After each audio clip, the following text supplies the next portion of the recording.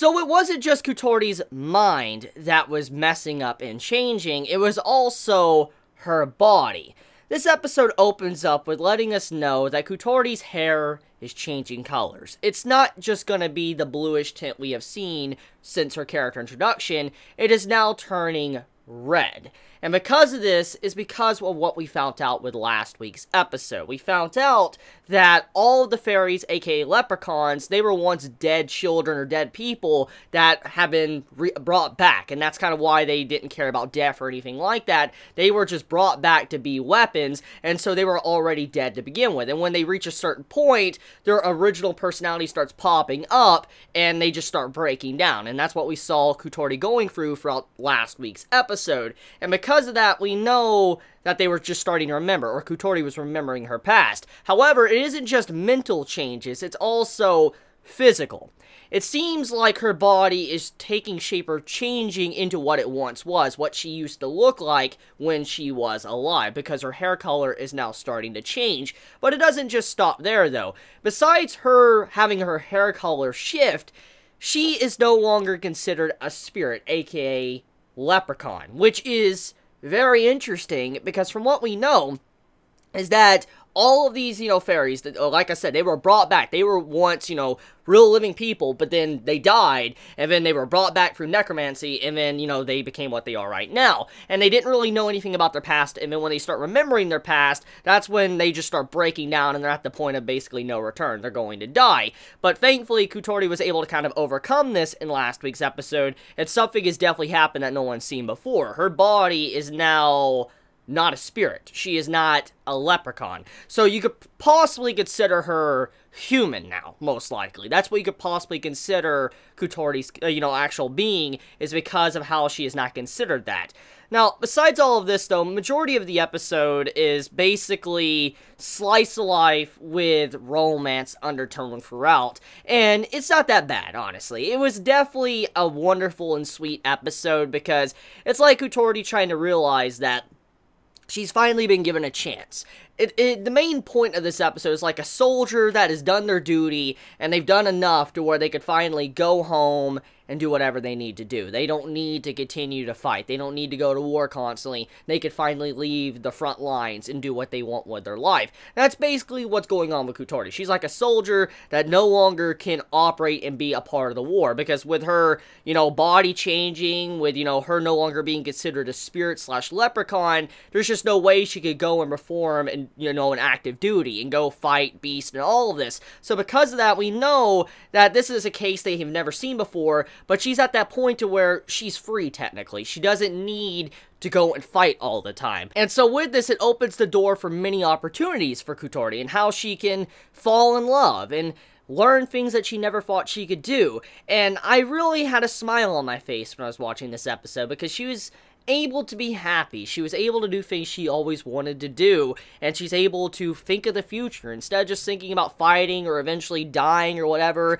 and not caring about her life. She's able to think about tomorrow. She's able to do what she's always wanted, and it makes for a very beautiful episode. And I do like how this episode is still trying to gear us up for that tragedy that will eventually happen, because it's always been there. We have it behind the scenes. That presence has been there since episode 1, and we know it's eventually going to happen, because even though this episode was very happy, had a lot of slice of life moments, had some romance undertones, it was just a bunch of laughs and smiles, there is a darker thing going on behind the scenes, because whatever is going on with Kutori, it's definitely going to pop up eventually. It's going to get a lot worse, because for her hair to change, for her not to be considered a spirit / leprechaun anymore, there's many things that could possibly happen. I mean, number one, her body could go for even more shifts to where something even worse happens, and maybe she starts forgetting about what she is. For instance, maybe she forgets her memory she is right now, like of being Kutori,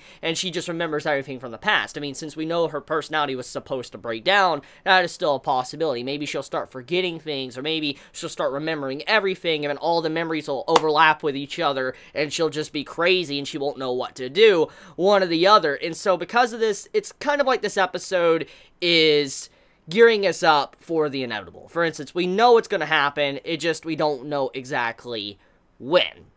Now, I don't feel like the writer probably is going to kill off Kutori. I just don't think he would do that, or she. I don't know if it was a he or she that wrote this series. Regardless, though, I don't think Kutori is necessarily going to die. I feel like there's a lot of tragedy and darkness in her future because of what type of series this is and what it's been trying to set up. However, I don't think she's going to die. There's going to be a lot of issues she's going to have to overcome, and definitely our main male character, he's going to have to overcome these issues as well, because we know how he feels about Kutori, how he feels about everyone also that he's taking care of, so it makes sense. I feel like she won't die, but there's definitely going to be a lot of tragedy and sadness in the future.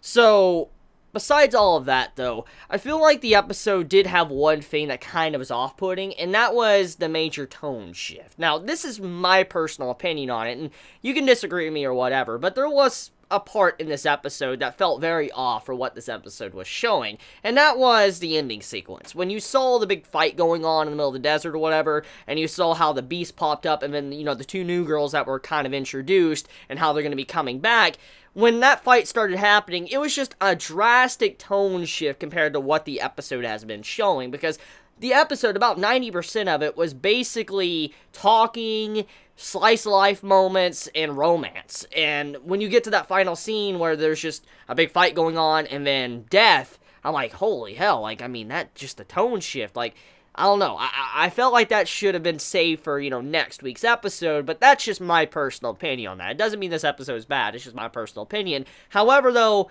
we are getting set up for something going on with these two characters, and I'm kind of curious on how they're going to react to our main male character once they finally meet him, and also how they're going to feel about Kutori and how she has changed. For instance, her hair, to how she is no longer considered a spirit or, you know, a fairy, because we know that this is eventually going to happen to the others. What we know, it's going to eventually happen.